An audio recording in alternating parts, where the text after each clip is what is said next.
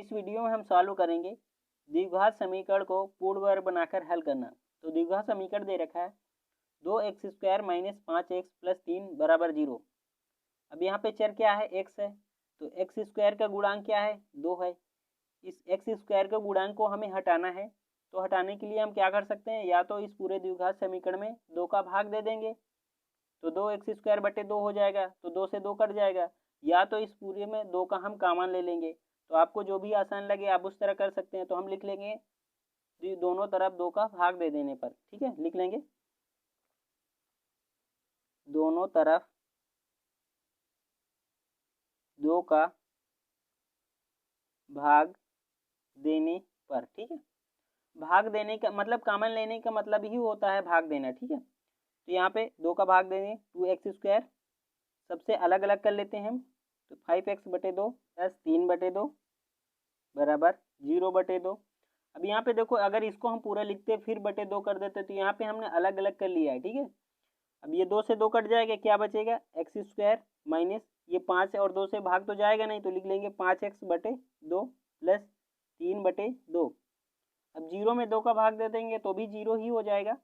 अब यहाँ पे आपको समझना है क्या करना है, जो यहाँ पे x का गुणांक क्या है, 5 बटे 2 है।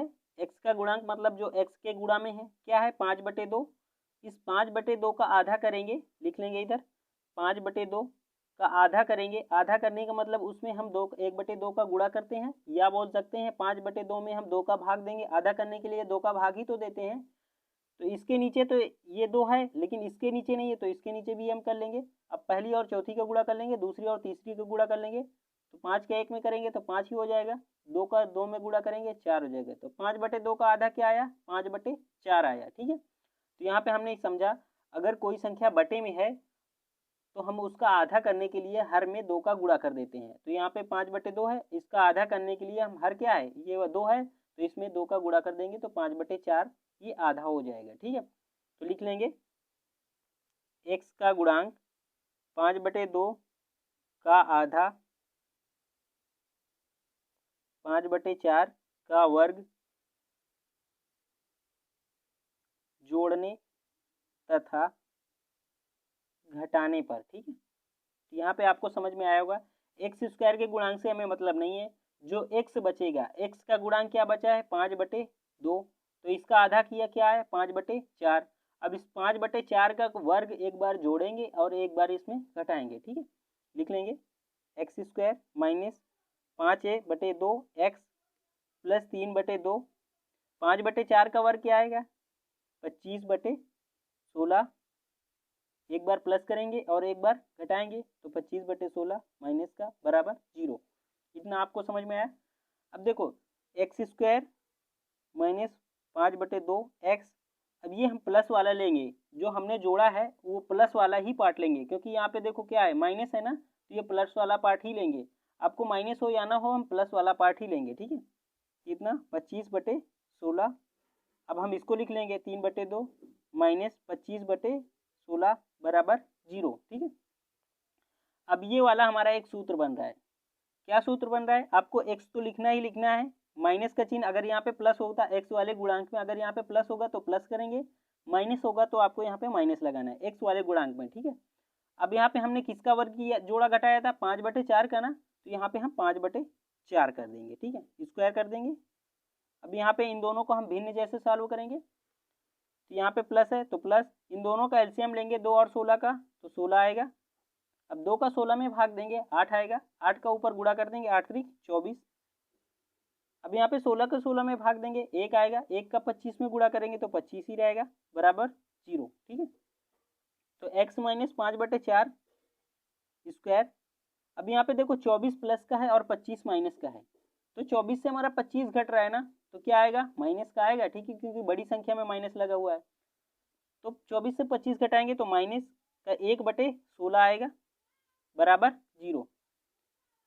तो x माइनस 5 बटे 4 का स्क्वायर, ये किसका स्क्वायर है, ये 1 बटे 4 का स्क्वायर है ना, क्योंकि 16 किसका स्क्वायर होता है, 4 का स्क्वायर होता है, तो 1 का स्क्वायर करेंगे तो 1 ही होगा, तो 1 बटे 4 का स्क्वायर बराबर 0।